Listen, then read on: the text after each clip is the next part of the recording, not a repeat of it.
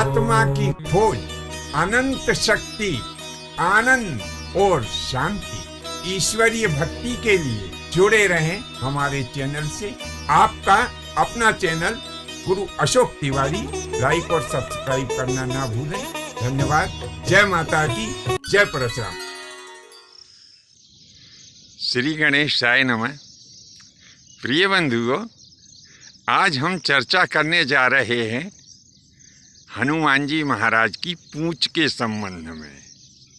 अब ये तो आप सब लोगों को मालूम है कि भगवान श्री रामचंद्र जी महाराज ने हनुमान जी को सीता जी की खोज करने की विशेष जिम्मेदारी सौंपी थी और इसी जिम्मेदारी को पूर्ण करने के लिए भगवान हनुमान जी महाराज भारतवर्ष से लंकापुरी प्रस्थान कर गए थे।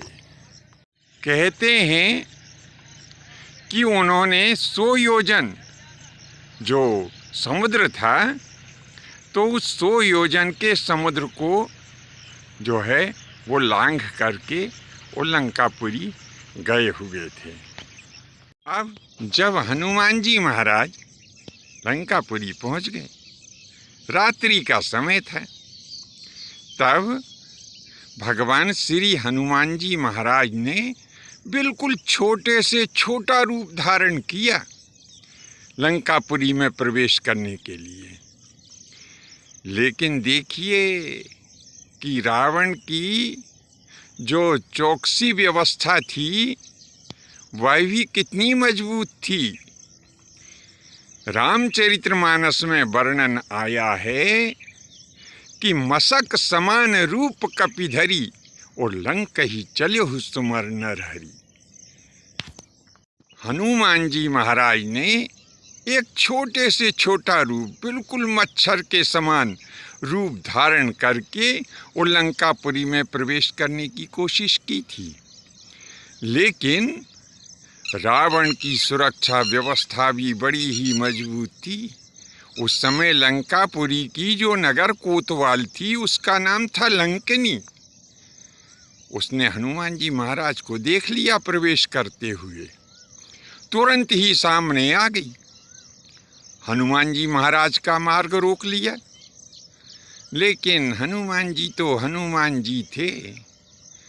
एक ही मुष्टिका का ऐसा प्रहार किया कि लंकिनी जो थी वो रुधिर वमन करती हुई, यानी खून की उल्टियां करती हुई और पृथ्वी के ऊपर गिर पड़ी।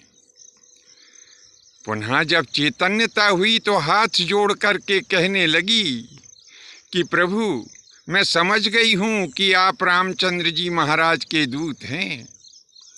ऐसा कहते हुए लंकिनी ने मार्ग दे दिया। हनुमान जी महाराज ने पूरी लंका का भ्रमण किया और लंका का भ्रमण करते समय उन्होंने बड़ी ही बारीकी से रावण की जो समस्त व्यवस्थाएं थी, सभी व्यवस्थाओं का बड़ी ही बारीकी से हनुमान जी महाराज ने निरीक्षण किया। उन्होंने ये जाना कि रावण की सैन्य शक्ति कितनी मजबूत है, रावण के यहाँ की वैज्ञानिक ताकत कितनी है, रावण की जो सुरक्षा एजेंसियां हैं वो कैसा काम करती हैं। यह सब हनुमान जी महाराज ने रात्रि में लंका में भ्रमण करके ये सब बातों का ज्ञान कर लिया था। जब उन्होंने संपूर्ण लंका का भ्रमण कर लिया तो बाद में कहाँ पहुँचे, जहाँ लंकापुरी का मुख्य बाजार था और उस मुख्य बाजार में ही विभीषण जी का घर था। विभीषण जी से भेंट की तो वो भी कैसे हुई कि ब्रह्म मुहूर्त था और विभीषण जी जागे, तो जागते ही उन्होंने राम नाम का स्मरण किया। हनुमान जी महाराज जान गए कि यह निशाचरों के बीच में निश्चय ही कोई राम भक्त है।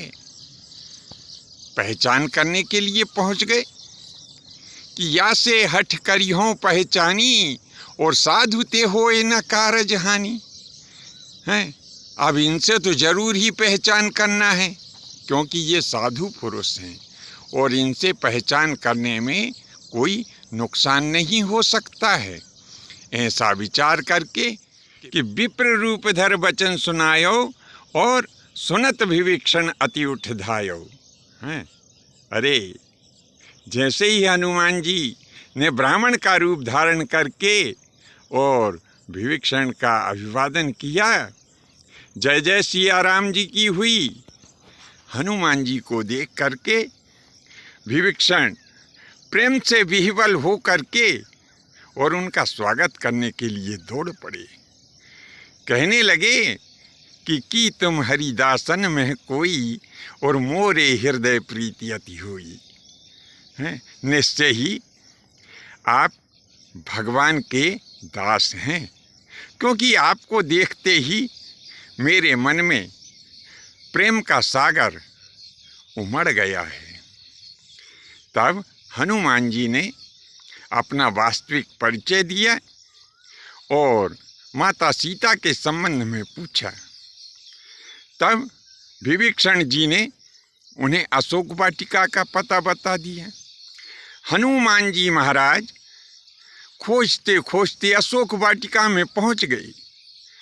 माता सीता का दर्शन किया और वहां पर माता से कहा कि सुनहु मात मोहि अतिशय भूखा, लागी देख सुंदर फल रूखा। हैं? हे माता, मुझे बहुत भूख लगी है और यहाँ बड़े सुंदर सुंदर फल लगे हुए हैं। तब माता कहने लगी कि पुत्र, हे सब सुत कपितो ही समाना, जात धान सेना भट्ट नाना। अरे तुम तो बहुत छोटे हो और मुझे तुम में बल भी बहुत कम मालूम पड़ता है। यहाँ पर लंकापुरी में बड़े बड़े सुभट और बड़े बड़े वीर हैं जो अशोक वाटिका की रखवाली करते हैं। तब हनुमान जी महाराज कहने लगे कि माता सुनो, अरे तिनकर भय माता मोहि नाही, जो तुम सुख मानहु मन माही। माता, उनका भय मुझे बिल्कुल भी नहीं है। अगर तुम्हें सुख उत्पन्न हो तो मैं अभी जाकर के और अशोक वाटिका के फलों को ग्रहण कर लूं। माता जी ने आशीर्वाद दे दिया। फिर क्या था, हनुमान जी महाराज अशोक वाटिका में जो सुंदर सुंदर फल लगे हुए थे, बड़े ही स्वादिष्ट थे अशोक के फल जो वहाँ पर लगे हुए थे, तो हनुमान जी ने फलों को खाया और पेड़ों को उखाड़ उखाड़ के इधर उधर डालने लगे। जो रखवाले थे उन्होंने हनुमान जी के ऊपर आक्रमण कर दिया। फिर तो क्या था, हनुमान जी ने भी उनकी अच्छे से ठुकाई कर दी। तो कुछ तो मारे गए, बचे हुए रावण की सभा में पहुंच गए। कहने लगे कि नाथ एक आवा कपि भारी, और तेई अशोक वाटिका उजारी। एक बड़ा भारी बंदर आ गया है, उसने अशोक वाटिका को उजाड़ दी। रावण ने जब ऐसा सुना तो बड़ा ही क्रोधित हुआ, अपने पुत्र अक्षय कुमार को भेज दिया। अक्षय कुमार ने जब हनुमान जी के ऊपर आक्रमण किया तो भला कहाँ तो रामदूत और कहाँ तुच्छ अक्षय कुमार थोड़ी देर भी नहीं ठहर पाया और हनुमान जी के हाथों स्वर्ग को सिधार गया। बचे हुए रक्षक फिर पहुंच गए लंकापुरी में। रावण से कहने लगे त्राहिमाम शरणागतम शरणागतम। प्रभु, अक्षय कुमार मारा गया, वह बानर किसी से भी जीता नहीं जा सकता। तब रावण ने मेघनाद को आज्ञा दी कि जाओ पुत्र, अब इस काम को तुम ही कर सकते हो। तो क्या हुआ कि जैसे ही मेघनाद ने ये सुना कि अक्षय कुमार मारा गया है। तो चला इंद्रजित अतुलित जोधा, बंधु निधन सुन उपजा क्रोधा। भाई के वध को सुनकर के बड़ा ही क्रोधित हुआ और अशोक वाटिका में पहुंच गया। जाकर के सारी सेना ने हनुमान जी महाराज को घेर लिया। अब हनुमान जी महाराज अकेले और पूरी मेघनाद की सेना, लेकिन हनुमान जी महाराज तो हनुमान जी महाराज हैं, उन्हें कौन हरा सकता है। फिर उन्होंने एक बड़ा विशाल वृक्ष उठा लिया और मेघनाद के रथ के ऊपर उस वृक्ष को फेंका। उस वृक्ष के प्रभाव से रथ क्षतिग्रस्त हो गया, मेघनाद को मूर्छा आ गई। कुछ समय पश्चात जब पुनः मूर्छा उसकी दूर हुई तो मेघनाद दूसरे रथ के ऊपर बैठा और विचार किया कि यह निश्चय ही कोई देवता है जो वानर का रूप धारण करके आया है। ऐसा विचार करके मेघनाद ने ब्रह्मास्त्र का उपयोग किया, यानी ब्रह्मास्त्र हनुमान जी की तरफ चलाया। हनुमान जी महाराज ब्रह्मास्त्र को आता हुआ देख करके हंसे, अरे मेरे ऊपर क्या ब्रह्मास्त्र चलाते हो, मैं तो उनका दास हूँ जिन्होंने ब्रह्मास्त्र का निर्माण किया है। लेकिन चलो ठीक है, इस ब्रह्मास्त्र का स्वागत करते हैं। ऐसा विचार करके हनुमान जी महाराज ने और उस ब्रह्मास्त्र को स्वीकार किया। ब्रह्मास्त्र के लगते ही हनुमान जी महाराज मूर्छित हो गए। तब मेघनाद ने क्या किया कि हनुमान जी महाराज को नागपाश में बांध लिया और नागपाश में बांध करके लंकापुरी में रावण की सभा में आ गए। अब लंकापुरी के लोगों ने सुना कि मेघनाद कोई बानर को बांध करके लाए हैं, बड़ा बलशाली बानर है, तो लोग बाग देखने के लिए चले आए। अब हनुमान जी महाराज तो बंधे हुए थे, तो कोई हनुमान जी महाराज को चरण प्रहार करता, कोई मुक्के से मारता, तरह तरह से अपमानित हनुमान जी महाराज को करने लगे। तो हम यहाँ पर एक बात और कहे देते हैं कि अच्छे काम करने वाले लोग और भगवान के भक्त जो होते हैं वे मात्र आज ही अपमानित नहीं किए जाते हैं, अरे इन्हें तो पहले से ही अपमानित किया जाता है। लेकिन अच्छे काम करने वाले लोग अपना अच्छा काम करना बंद नहीं करते हैं, वे किसी न किसी रूप में करते रहते हैं। पहले भी ऐसे लोग थे और आज भी ऐसे लोग हैं। इसीलिए अच्छे काम में बाधा डालने वाले लोगों की चिंता हमें बिल्कुल नहीं करना चाहिए। हमें केवल अपने काम करते रहना चाहिए। अब बात आई कि इस बानर का क्या करें, तो कोई कहने लगा इसका वध कर दो, और सब अपने अपने तरीके से सलाह देने लगे। तो उसी समय विभीषण महाराज आ गए।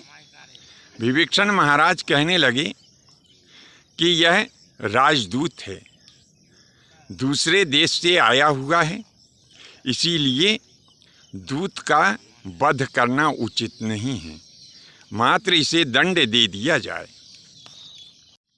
तब रावण हंसकर कहने लगा, विभीषण तुम बहुत अच्छी बात कहते हो, सुनो कि कपि की ममता पूंछ पर सबहि कयहु समझाए, और तेल बोर पट बांध पुनी तो पावक देहु लगाए। हैं, कपि की ममता उसकी पूंछ पर होती है, इसीलिए एक काम करो कि इसकी पूंछ के ऊपर वस्त्र लपेट कर तेल डाल करके इसकी पूंछ में आग लगा दो। सबने कहा बड़ा अच्छा विचार है, बड़ा आनंद आएगा जब इस कपि की पूंछ जलेगी, तो हम सब लोगों का मनोरंजन भी हो जाएगा। अब यहाँ पर विशेष विचारणीय बात यह है कि रावण ने पूंछ में पावक लगाने को कहा है। अब ये पावक क्या होता है, यह बड़ा ही विचारणीय विषय है। तो पावक कहते हैं अग्नि को। तो आप सब लोग कह रहे होंगे भला इसमें क्या आश्चर्य की बात है, अग्नि तो अग्नि होती है। नहीं, इसे समझना बहुत जरूरी है। अग्नि 3 प्रकार की होती है। अब वह 3 प्रकार की अग्नि कौन सी होती है, तो इसे हम बता रहे हैं। पहली अग्नि होती है और्व अग्नि। तो यह और्व नाम की अग्नि पत्थर या जंगल की लकड़ी के संघर्षण से उत्पन्न होती है। इसका एक नाम सूची भी है। दूसरी अग्नि है पवमान नाम की अग्नि। तो आपने देखा होगा कि जो यज्ञ के आचार्य होते हैं ये एक विशेष लकड़ी लिए होते हैं। यह लकड़ी अरणी नामक वृक्ष या पौधे की होती है। तो इसके घर्षण से जो अग्नि उत्पन्न करते हैं उस अग्नि को पवमान कहा जाता है। और तीसरी अग्नि होती है पावक। तो ये पावक नाम की अग्नि यह विद्युत से उत्पन्न होती है। तो रावण ने उस समय अपनी सभा में हनुमान जी महाराज की पूंछ में पावक नाम की अग्नि का प्रवाहन करने का आदेश दिया था। तो इससे यह सिद्ध होता है कि त्रेता युग में लंकापुरी के लोग विद्युतीय ऊर्जा का उपयोग करना जान गए थे। अब जैसे ही पावक नाम की अग्नि का प्रवाहन हनुमान जी महाराज की पूंछ में किया गया, तो दूसरा सवाल उठता है कि हनुमान जी महाराज की पूंछ क्यों नहीं जली। तो हनुमान जी महाराज भी परम वैज्ञानिक थे। जैसे ही उनकी पूंछ में पावक नाम की अग्नि का प्रवाहन किया गया, वैसे ही हनुमान जी महाराज ने अपने शरीर में उस अग्नि की प्रतिरोधक क्षमता उत्पन्न की। अब जब प्रतिरोधक क्षमता उत्पन्न हुई तो प्रतिरोधक क्षमता और उस पावक नाम की अग्नि का जैसे ही मिलन हुआ, तो उस समय पावक नाम की अग्नि हनुमान जी महाराज की पूंछ को जलाने की अपेक्षा वायु का सहारा लेकर के और आसपास जो भवन इत्यादि थे उन्हें जलाने लगी। अब यहाँ पर तीसरी बात ये उठती है, क्या हनुमान जी महाराज ने संपूर्ण लंकापुरी को जला दिया था? तो ऐसा नहीं है। जब पावक नाम की अग्नि का प्रवाहन हनुमान जी महाराज की पूंछ में किया गया, तो उस समय हनुमान जी महाराज ने एक छलांग वहाँ से लगाई। तो जहाँ पर लंकापुरी का मुख्य बाजार था, उस मुख्य बाजार में पहुँच गए और उस मुख्य बाजार को हनुमान जी महाराज ने पूरे तरीके से जला करके राख कर दिया था। और यहाँ तक भी कहा गया है, और दूसरे राम कथा से संबंधित जो ग्रंथ हैं उनमें तो ये भी बताया गया है कि लंकापुरी के जो 3 हवाई अड्डे थे, इन हवाई अड्डों को भी हनुमान जी महाराज ने नष्ट किया है। तो बंधुओं, जो लोग कह देते हैं कि पूरी लंका को जला दिया था, पूरी लंका को नहीं जलाया था, केवल वहाँ का जो मुख्य बाजार था जहाँ की लेन देन होता था, उस मुख्य बाजार को ही हनुमान जी महाराज ने जलाया था। आज के लिए बस इतना ही। यह विषय वस्तु आपको कैसी लगी नीचे कमेंट्स बॉक्स में लिखें, और हो सके तो अपने 1 या 2 इष्ट मित्रों को इसे शेयर भी करें। धन्यवाद। जय माता की, जय परशुराम जी की।